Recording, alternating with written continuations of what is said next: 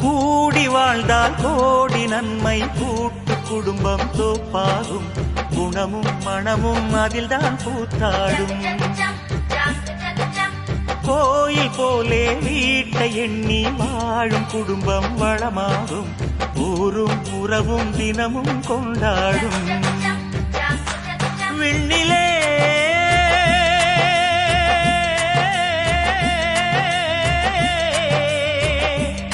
வெள்ளி மீன் கோடியே கூட்டமாய் வாழுதே. அந்த விண்மீன் போலே மண்மேல் வாழ்வோம் எல்லோரும் ஒன்றாகவே. கூடி வாழ்ந்தால் கோடி நன்மை, கூட்டு குடும்பம் தோப்பாகும். குணமும் மனமும் அதில்தான் பூத்தாடும்.